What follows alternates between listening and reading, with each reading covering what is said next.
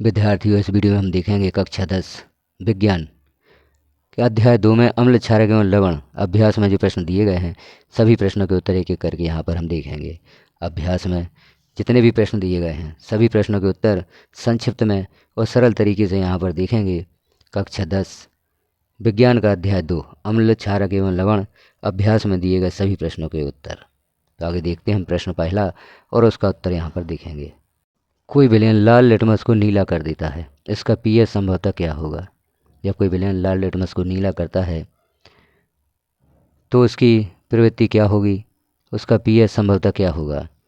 तो यहाँ पर ऑप्शन दिए गए हैं 1, 4, 5 और 10। तो इसका सही उत्तर जो होगा वह डी होगा 10, क्योंकि लाल लिटमस को नीला कर रहा है अर्थात इसकी प्रकृति क्षारीय है। तो इसका पीएच मान 7 से अधिक यानी 10 होगा। अगला प्रश्न, इन चार में से हमें एक सही विकल्प चुनना है। जैसे कोई विलयन अंडे के पिसे हुए कवच से अभिक्रिया कर एक गैस उत्पन्न करता है जो चूने के पानी को दूधिया कर देती है, इस विलयन में क्या होगा।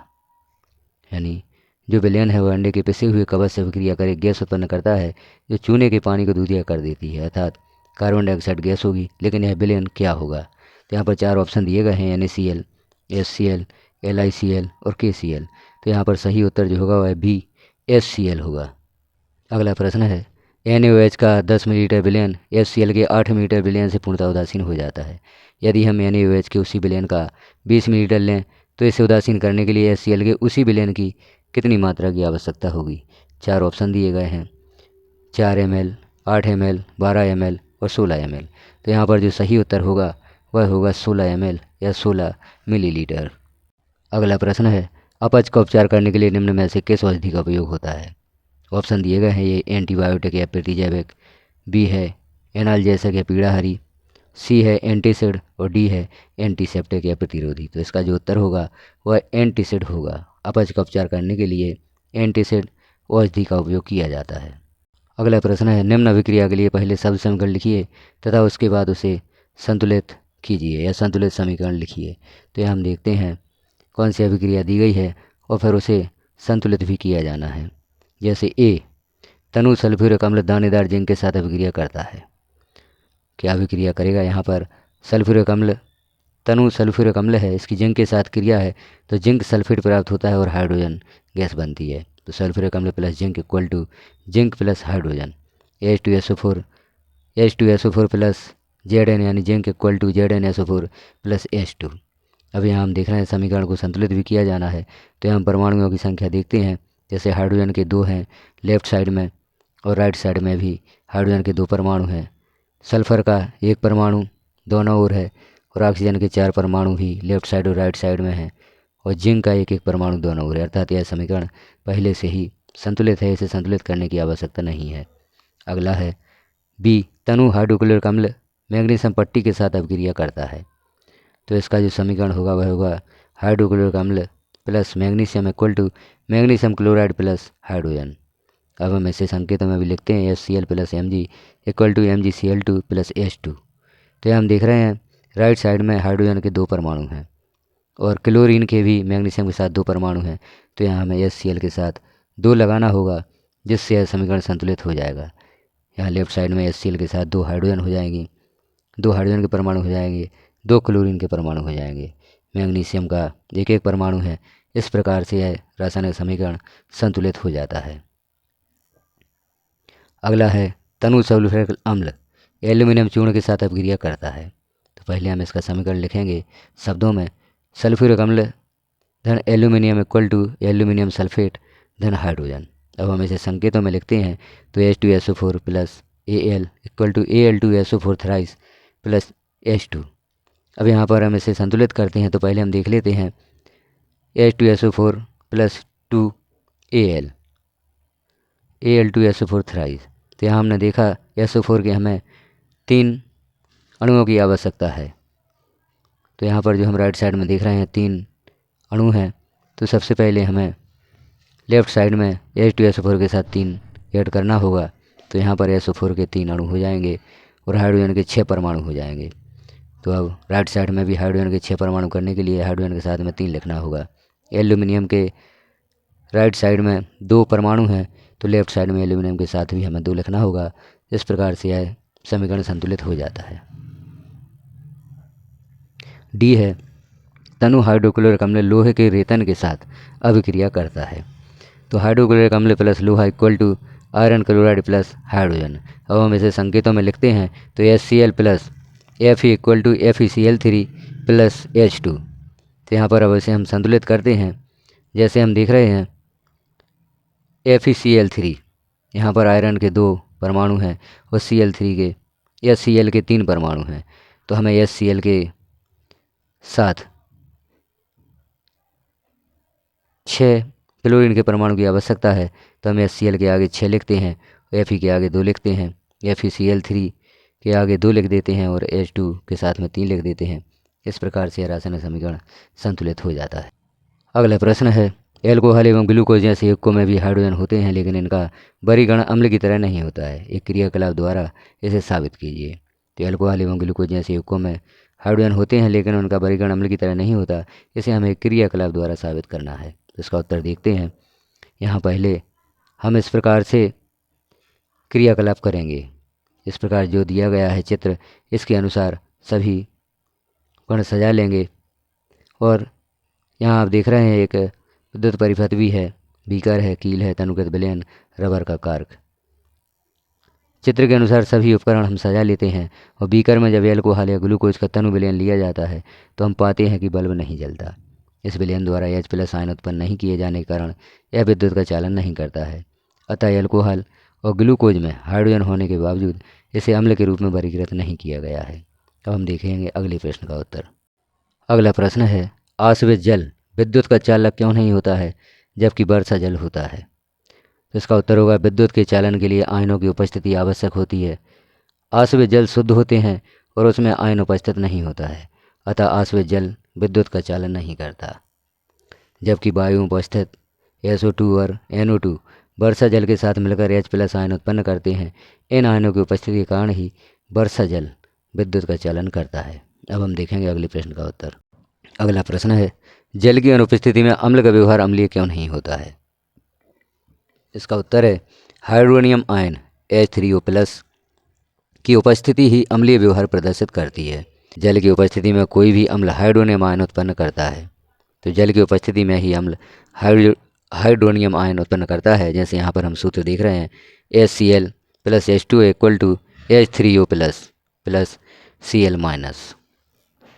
इसलिए जल की अनुपस्थिति में अम्ल का व्यवहार अम्लीय नहीं होता है। यदि जल की उपस्थिति है, जल है, तो अम्ल का व्यवहार अम्लीय होता है और जल की उपस्थिति नहीं है तो किसी भी अम्ल का व्यवहार अम्लीय नहीं होता है। अगला प्रश्न है प्रश्न क्रमांक 9। 5 विलयनों A, B, C, D व E की जब सार्वत्रिक सूचक से जांच की जाती है तो pH के मान क्रमशः 4, 1, 11, 7 एवं 9 प्राप्त होते हैं। कौन सा विलयन। अब यहाँ पर कुछ प्रश्न दिए गए हैं इससे संबंधित, उन्हें हम देखते हैं। तो कौन सा विलयन उदासीन है। विलयन D जिसका pH मान 7 है, यह उदासीन होता है।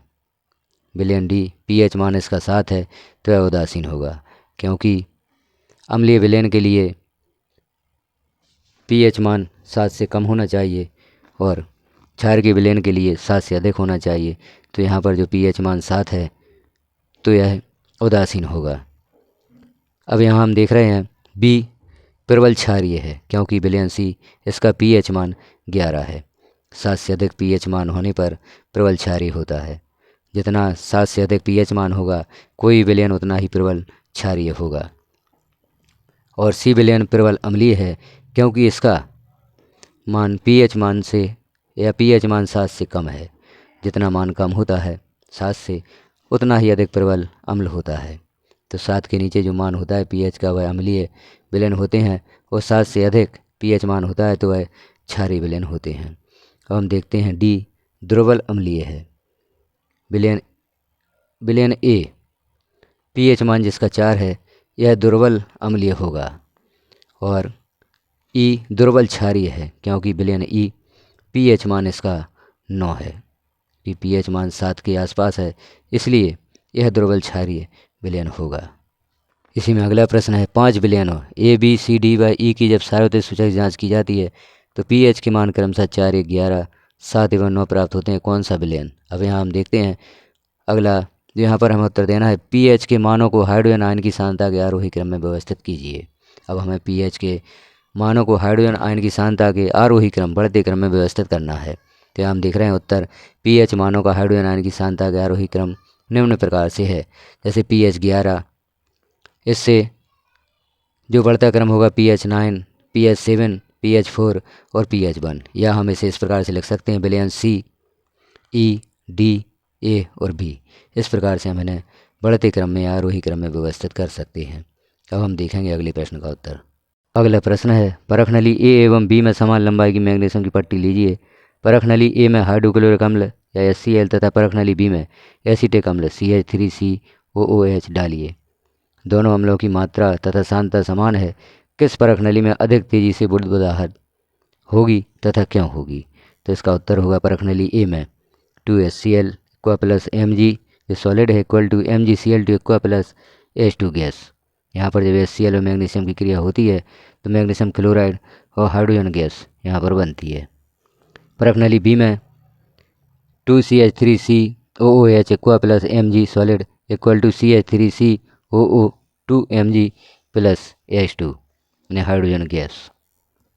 चूँकि हाइड्रोक्लोरिक अम्ल एक प्रबल अम्ल है जबकि एसीटिक अम्ल एक दुर्बल अम्ल है, इसलिए परख नली A में हाइड्रोजन गैस की बुदबुदाहट अधिक होगी। हाइड्रोक्लोरिक अम्ल प्रबल अम्ल है और एसीटिक अम्ल दुर्बल अम्ल है, तो इसीलिए परख नली A में हाइड्रोजन गैस की बुदबुदाहट अधिक होगी।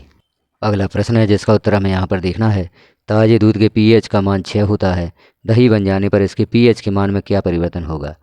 अपना उत्तर समझाइए। तो इसका उत्तर है जब दूध को दही में परिवर्तित किया जाता है तो इसका pH मान कम हो जाता है। लैक्टिक अम्ल बनने के कारण दही दूध की अपेक्षा अधिक अम्लीय हो जाती है, जिससे pH कम हो जाता है। जब दही अम्लीय हो जाती है तो इसका pH मान भी कम हो जाता है। अगला प्रश्न है एक ग्वाला ताज़े दूध में थोड़ा बेकिंग सोडा मिलाता है। तो ए है ताज़ा दूध के pH के मान को 6 से बदलकर थोड़ा क्षारीय क्यों बना देता है? तो इसका उत्तर होगा दूध में लैक्टिक अम्ल के बनने से इसकी प्रकृति बदलकर और अधिक अम्लीय हो जाती है। जैसे इसका ए है, जैसे एक ग्वाला ताज़े दूध में थोड़ा बेकिंग सोडा मिलाता है।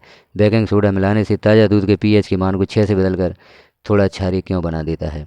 तो दूध में लैक्टिक अम्ल के बनने से इसकी प्रकृति बदलकर और अधिक अम्लीय हो जाती है। बेकिंग सोडा एक क्षारक पदार्थ है जो दूध की अम्लीयता को कम कर देता है, जिससे दूध लंबे समय तक खराब नहीं होता है। इसी में अगला जो बिंदु है वह है, अगला प्रश्न है इस दूध को दही बनने में अधिक समय क्यों लगता है? इसका उत्तर है दूध का दही में परिवर्तन के दौरान लैक्टिक अम्ल बनता है। बेकिंग सोडा लैक्टिक अम्ल को उदासीन कर देता है, जिससे दही बनने में अधिक समय लगता है। अब हम देखेंगे अगले प्रश्न का उत्तर। अगला प्रश्न है प्लास्टर ऑफ पेरिस को आर्द्ररोधी बर्तन में क्यों रखा जाना चाहिए, इसकी व्याख्या कीजिए। तो इसका उत्तर होगा प्लास्टर ऑफ पेरिस आर्द्रता की उपस्थिति में जल को अवशोषित कर ठोस पदार्थ जिप्सम बनाती है। जैसे यहाँ पर समीकरण में दिया गया है CaSO4 dot half H2O plus यहाँ पर 1/2 H2O equal to CaSO4 dot 2 H2O। यह समीकरण प्राप्त होता है, इसलिए प्लास्टर ऑफ पेरिस को आर्द्ररोधी बर्तन में रखा जाना चाहिए, क्योंकि प्लास्टर ऑफ पेरिस आर्द्रता प्राप्त करके ठोस जिप्सम में परिवर्तित हो जाता है। अगला प्रश्न है उदासीनीकरण अभिक्रिया क्या है, 2 उदाहरण दीजिए। तो यहाँ पर उदासीनीकरण अभिक्रिया को हमें बताना है, उसके उदाहरण भी देना है। तो उत्तर देखेंगे अम्ल और क्षार की अभिक्रिया जिसमें एक दूसरे के प्रभाव उदासीन हो जाते हैं, यानी जब अम्ल और क्षार आपस में अभिक्रिया करते हैं तो उदासीन हो जाते हैं, उदासीनीकरण अभिक्रिया कहलाती है।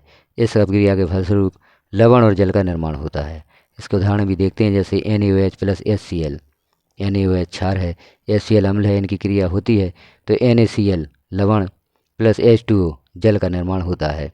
इसी प्रकार से KOAH यह क्षार है प्लस HNO3 यह अम्ल है, इसकी क्रिया से KNO3 प्लस H2O का निर्माण होता है। तो इस प्रकार से हमने उदासीनीकरण अभिक्रिया के यहाँ पर उदाहरण देखे। अब हम देखेंगे अगला और आखिरी प्रश्न का उत्तर। धोने का सोडा एवं बेकिंग सोडा के दो प्रमुख उपयोग बताइए। इसका उत्तर होगा धोने का सोडा के 2 उपयोग निम्न प्रकार हैं। ए है इसका उपयोग घरों में साफ सफाई के लिए होता है, और बी है इसका उपयोग कांच, साबुन एवं कागज़ उद्योगों में होता है। धोने का सोडा के 2 उपयोग इस प्रकार से हमने यहाँ पर देखे, घरों में साफ सफाई के लिए और कांच, साबुन एवं कागज़ उद्योगों में धोने के सोडा का उपयोग होता है। बेकिंग सोडा के 2 उपयोग निम्न प्रकार हैं। बेकिंग सोडा क्षारीय होता है, इसलिए पेट में अम्ल की अधिकता को उदासीन करने के लिए इसका उपयोग किया जाता है। और दूसरा उपयोग है, इसका उपयोग स्वादिष्ट खस्ता पकौड़ा बनाने में किया जाता है। तो इस प्रकार से हमने इस अध्याय के जो अभ्यास में प्रश्न थे, अम्ल क्षारक और लवण के अभ्यास में दिए गए प्रश्नों के सभी उत्तर संक्षिप्त रूप में देखे। इस चैनल पर कक्षा 9 और 10 विज्ञान विषय के सभी अध्यायों के प्रश्नों के उत्तर अभी पब्लिश किए जा रहे हैं।